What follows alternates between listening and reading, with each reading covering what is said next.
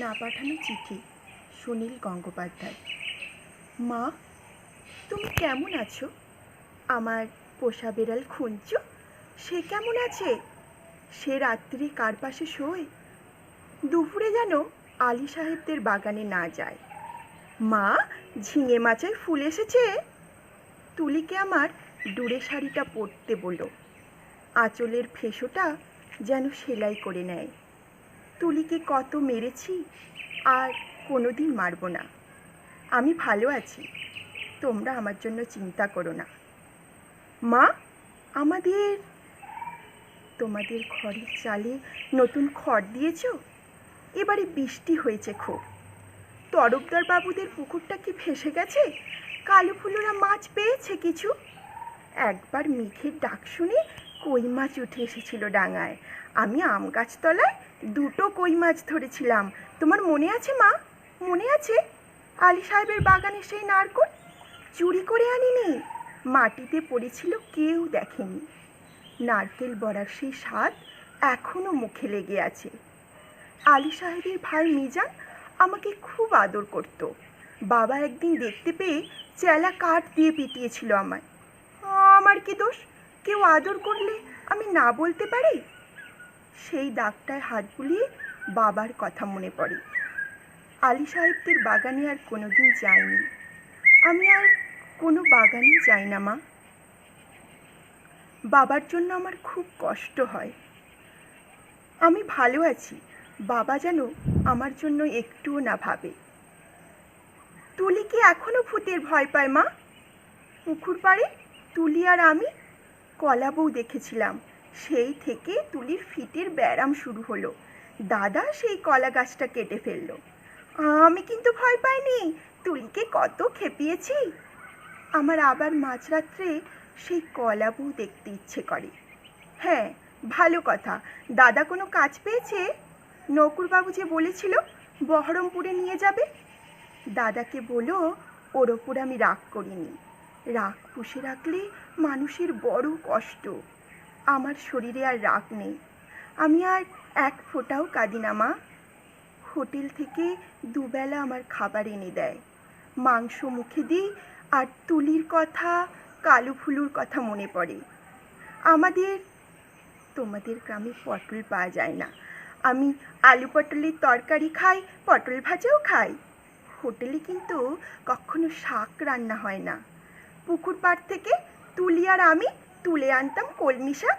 কি ভালো, কি ভালো, বিনা পয়সায়। আর কোনোদিন কলমি শাক আমার ভাগ্যে জুটবে না।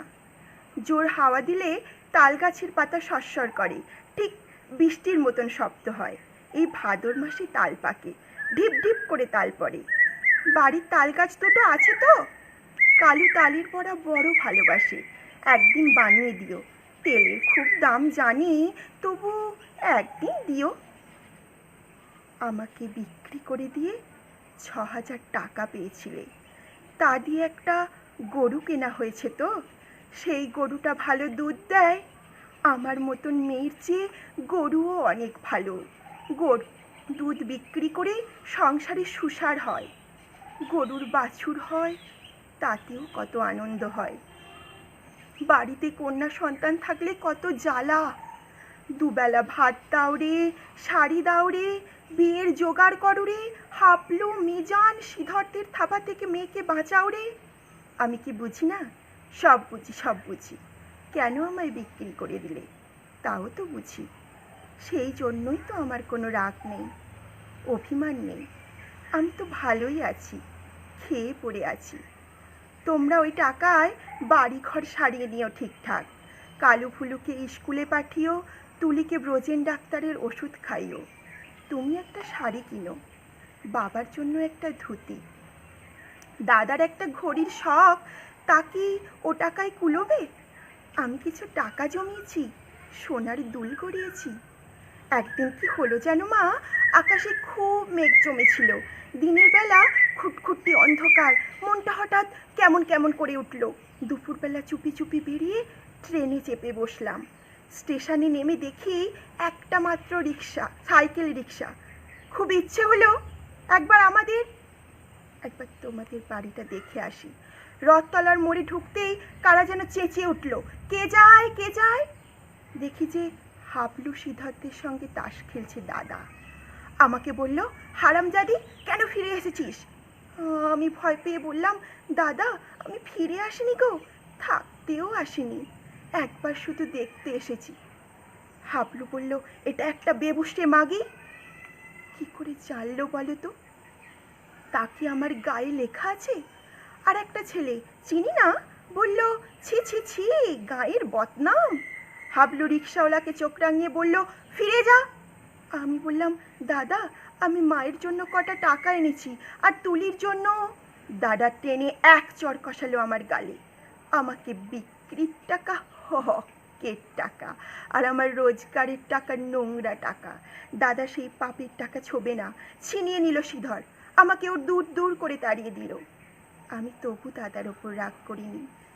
দাদা তো ঠিকই করেছে, আমি তো আর দাদার বোন নই, তোমার মেয়ে নই, তুলির দিদি নই। আমার টাকা নিলে তোমাদের সংসারে অকল্যাণ হবে।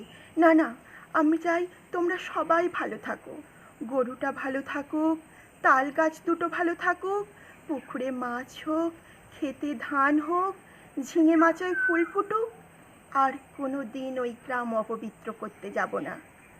আমি খাট বিছানায় শুই, নীল রঙের মশারি, দোরগোড়ায় পাপোশ আছে, দেওয়ালে মা দুর্গার ছবি, আলমারি ভর্তি কাঁচের গেলাস, বন বন করে পাখা ঘোরে, সাবান মেখে রোজ চান করি। এখানকার কুকুরগুলো সারা রাত ঘেউ ঘেউ করে, তাহলেই বুঝছো কেমন আরামে আছি আমি। আমি আর তোমার মেয়ে নই, তবু তুমি আমার মা। তোমার আরও ছেলে মেয়ে আছে, আমি আর মা পাবো কোথায়? সেই জন্যই তোমাকে চিঠি লিখছি মা। তোমার কাছে একটা খুব অনুরোধ আছে, তুমি বাবাকে বুঝিয়ে বলো।